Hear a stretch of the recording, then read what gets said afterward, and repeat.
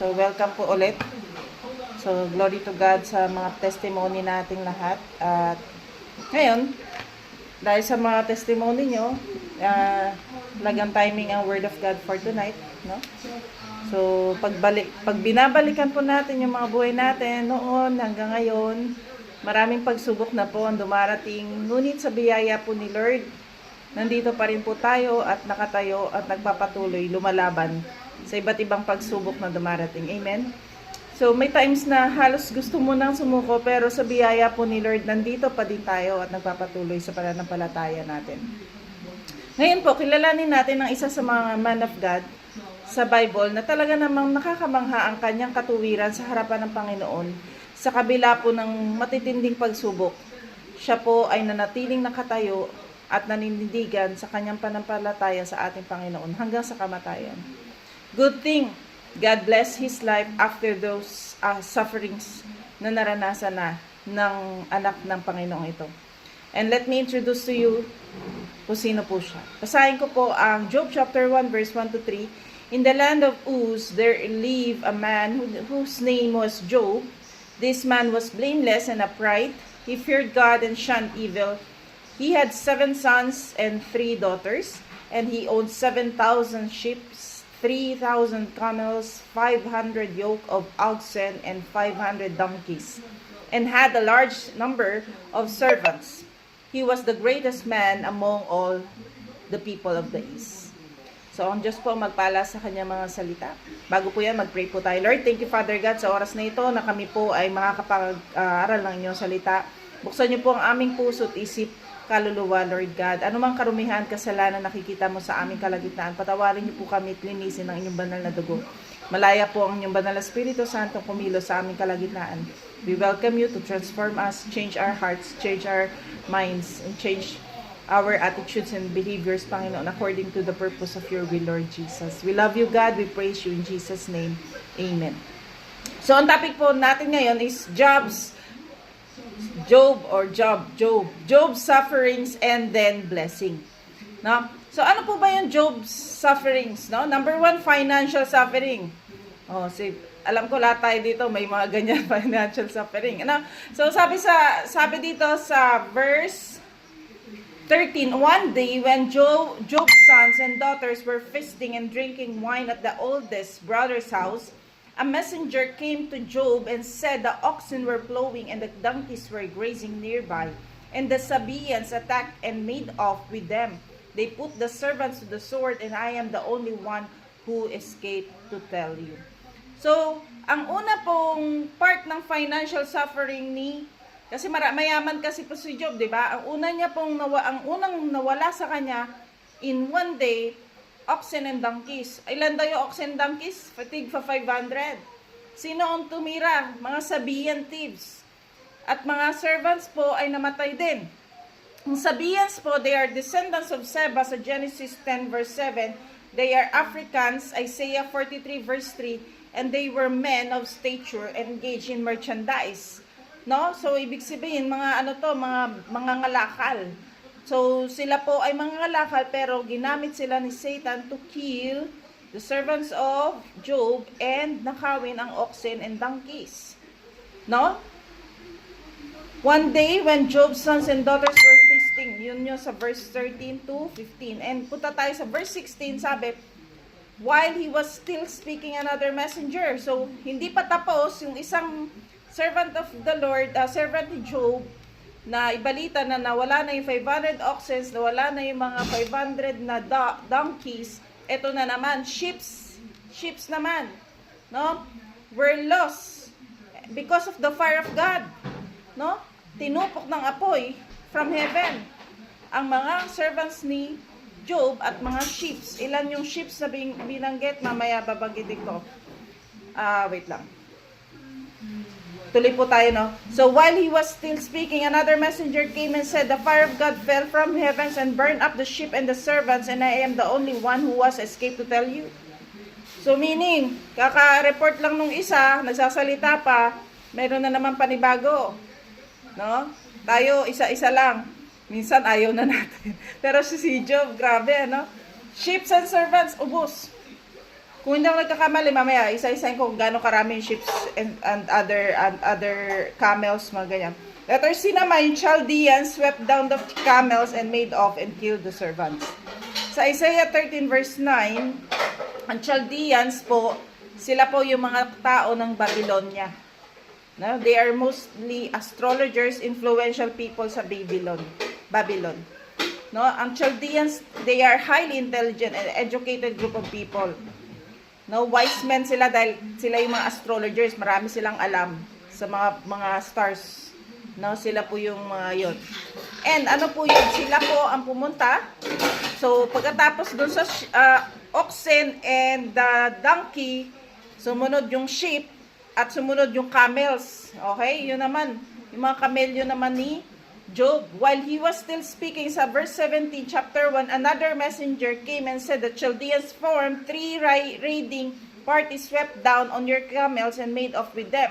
They put the servants to the sword, and I am the only one who has escaped to tell you. So, una, oxen and donkey, sumunod ang sheep, sumunod ang camels. Okay? So, that is financial suffering. No? Lahat ng kayamanan ni Job, lahat ng ari-arian ni Job, lahat ng mga alagang hayop ni Job. Kasi dati, pag marami kang hayop, mayaman ka.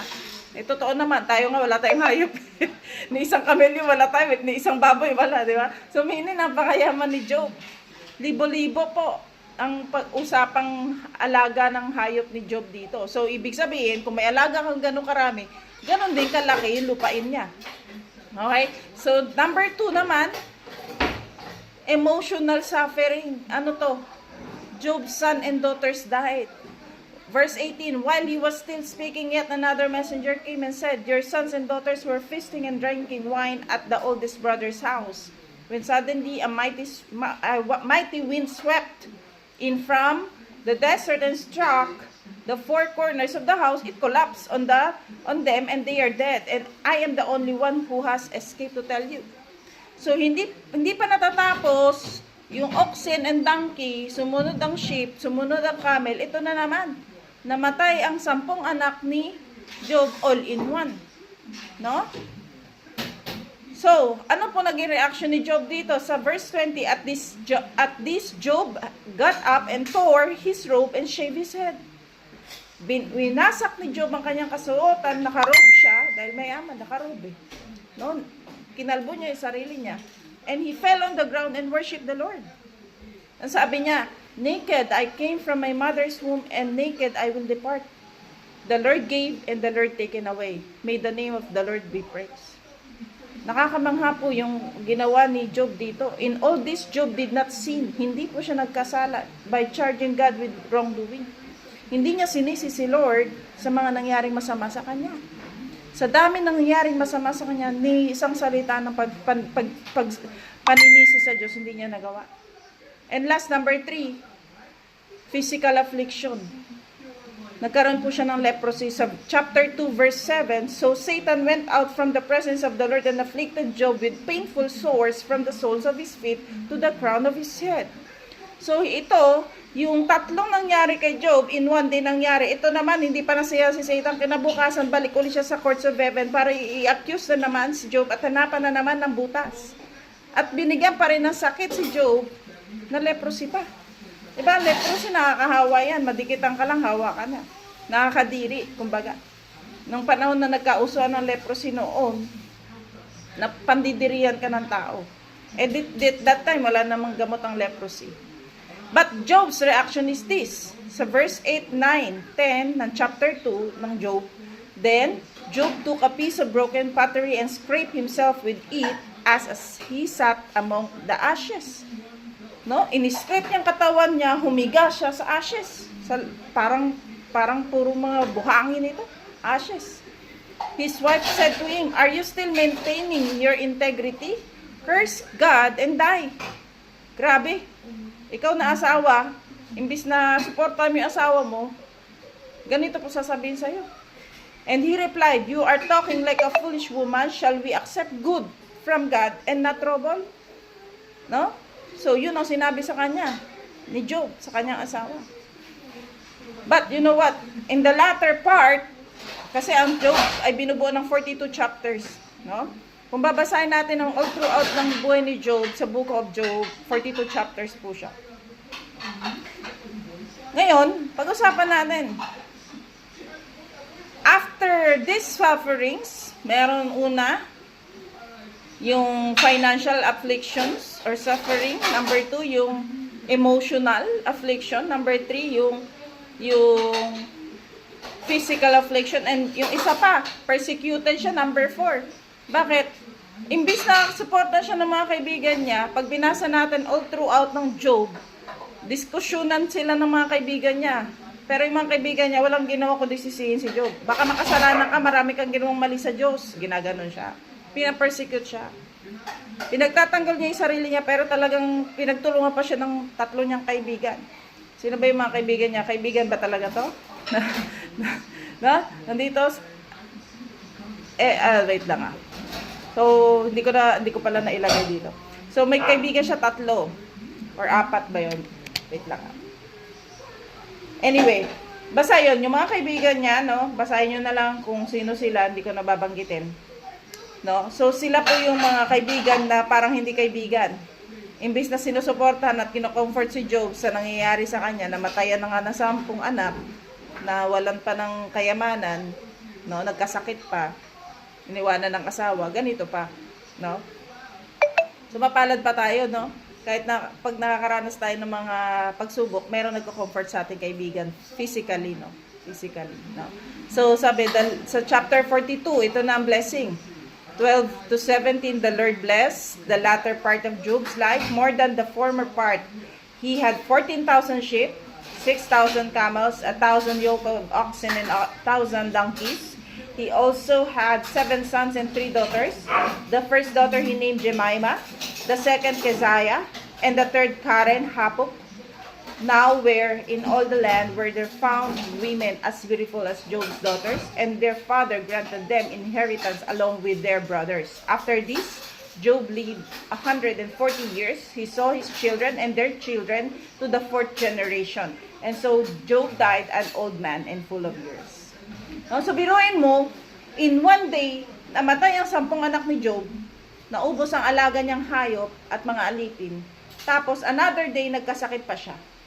Di talaga siya tinantanan ni Satanas, dahil gusto po siyang pabagsakin.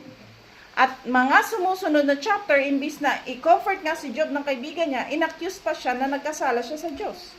Kaya niya nararanasan ang lahat ng pagsubok na ito. So, totoo naman, there are 2 things po bakit tayo nakakaranas ng trials and suffering. Una po, pwede because of sin.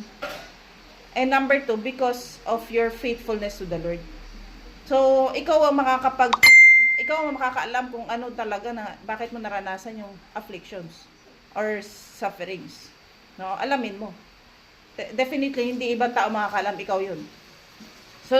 So, definitely, si Job, alam niya yung katayuan niya sa harapan ng Diyos. He is righteous in the sight of God. No? So, imbis na i-comfort siya ng mga friends niya, inaccuse siya. And the last part, nagalit si Lord sa mga kaibigan ni Job at sinabihan sila na magbigay sila ng mga hayop na ihahain ni Job.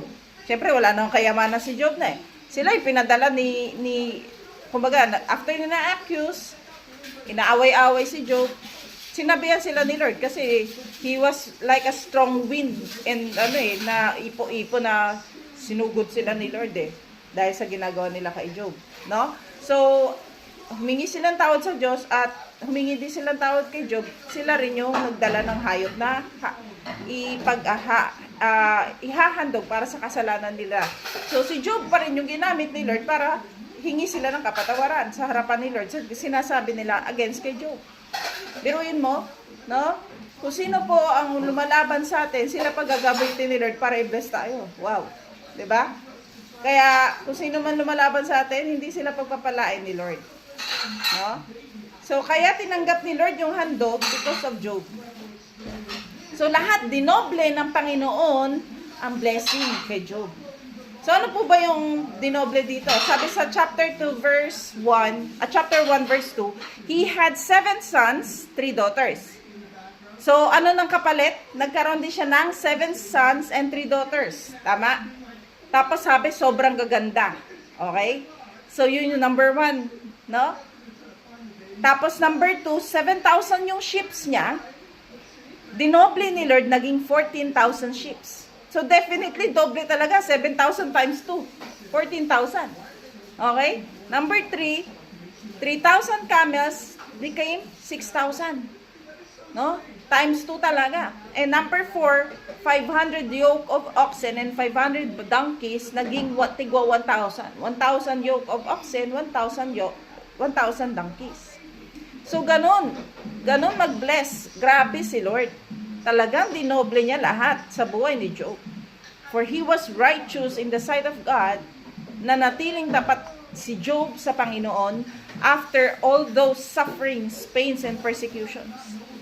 Mahirap, pero dahil po nanatili ang pagmamahal ni Job sa Panginoon, hindi po siya bumitaw sa kahirapan, sa sakit, at sa kamatayan.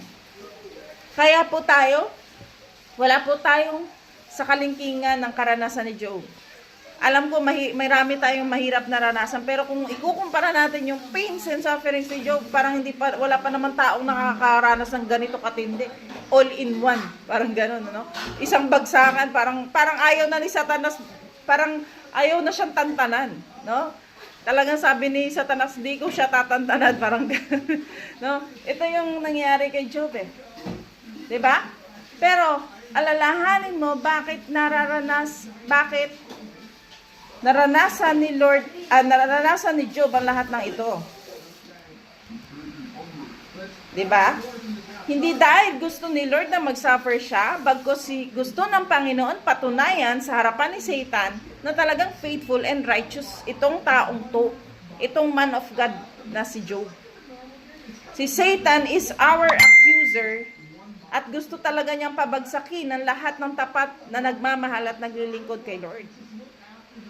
Sabi sa Job 1 verse 6 to 12, one day the angels came to present themselves before the Lord, and Satan also came with them.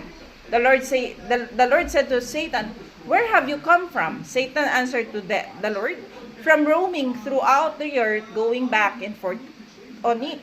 Then the Lord said to Satan, "Have you considered my servant Job? There is no one on earth like him. He is blameless and upright, a man who fears God and shuns evil. Does Job fear for nothing?" Satan replied, "Have you not put a hedge around him and his household and everything he has?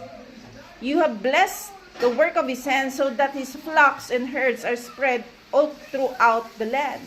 But now stretch out your hand and strike everything he has, and he will surely curse you to your face." Then the Lord said to Satan, "Very well. Then everything he has done in your power, but on the man himself do not lay a finger." So, hindi pa natuwa si Satan doon sa chapter 1. Sa chapter 2, si Satan bumalik ulit kay Lord sa courts of heaven. Then the Lord said to Satan, "Have you considered my Job?" Pagkatapos maranasan ni Job yung financial tsaka yung kamatayan ng mga anak niya, eto naman, "Have you considered my servant Job?" Yung physical affliction. "There is no one on earth like him. He is blameless, upright, a man who fears God and shuns evil. And he still maintains his integrity true. Though you incited me against him to ruin him, without any still maintains his integrity. Though you incited me against him to ruin him without any reason."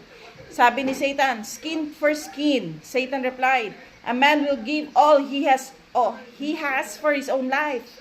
But now stretch out your hand and strike his flesh and bones, and he will surely curse you to your face." The Lord said to Satan, "Very well, then he is in your hands, but you must spare his life." So Satan went out from the presence of the Lord and afflicted Job with painful sores from the soles of his feet to the crown of his head. Then Job took a piece of broken pottery and scraped himself with it as he sat among the ashes. So ganon katindi ang tiwala ng Panginoon kay Job. Kaya inalaw niya ang lahat. Kaya kung nakakaranas po tayo ng matinding sufferings, ganon po katindi ang pagtitiwala ng Panginoon sa iyo, kapatid. Sabi, and God really knows ang kakayanan po nating lahat. Hindi po natin mararanasan ang pagsubok nang hindi natin to kakayanin. Why? Si Lord po ang nag-aalaw, siya po ang pumapayag o siya rin po ang hindi papayag pagka pumunta si Satan to accuse us. Okay? Kaya nakakalungkot isipin, sa dami ng tao, pag may nangyaring masama, isisisi nila sa Diyos. Hindi nila sinisisi sa Satanas. Bakit si Lord lagi ang sisisihin? Si Satan lang naman ang may pakanan ng lahat. Inaalaw po ng Panginoon ng mga sufferings and hardships. Why?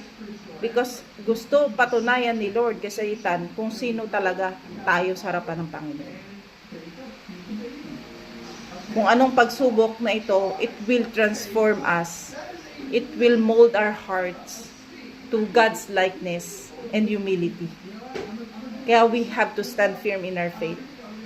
We have to believe that lahat po ng ninanakaw ng kaaway sa atin, ibabalik ni Satan lahat yan. At si Lord ibabalik doble pa sa inaasa natin. Katulad ng ginawa ng Panginoon kay Job. Definitely doble.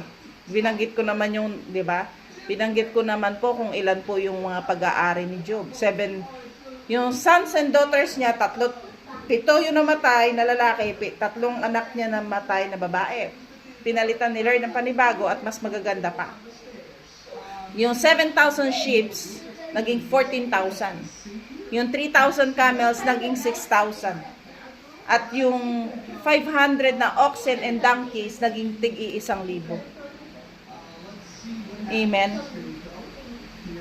So we just have to believe and stand firm sa ating pananampalataya. Kahit ano pa mang pagsubok na darating, balikan mo yung mga pagsubok mo noon na napagtagumpayan mo ngayon. Amen. God is still in control. And God is more than victorious sa ating mga buhay. Mapalad po tayo dahil ang Diyos na ating sinasamba ay Diyos na totoo at Diyos noon, ngayon at magpakailan-kailan pa man. At si Lord po ang nakakita ng future natin. Yung situation natin ngayon, it will not define. Our current situation, it will not define our destiny. Ang destiny po natin, no, is all throughout eternity. Diba? Tingnan natin kung ano talaga yung destiny natin. Saan ba talaga tayo patungo? Yung maghirap ka man dito sa mundong ito, magkaroon ka man lang ng pagtitiis sa lahat ng mga naranasan mo sa buhay. Pero yung crown of life, kapalit nito, is all for all eternity po ito. Katulad ni Job, nakakatuwa. Hindi lang siya binless ni Lord spiritual blessing kasi definitely tinanggap siya ni Lord, welcome my good and faithful servant sa kanyang buhay. But he was blessed also habang nasa mundo siya. Amen. So definitely si Lord ang nagpapala. God's plan is to prosper us, not to harm us. Plus to give us hope and future. Hindi ka pa ready tumanggap ng blessing, kaya hindi ka pa binibigyan ni Lord ngayon. Nire-ready ka ni Lord, tina-transform yun, minomold ni Lord yung puso natin to become ready sa darating na blessing. Amen? Kung ngayon, katulad ng sinabi natin Marlene, kung ngayon, nagtatanim ka pa lang, hindi mo pa nakikita yung blessing, okay lang yan.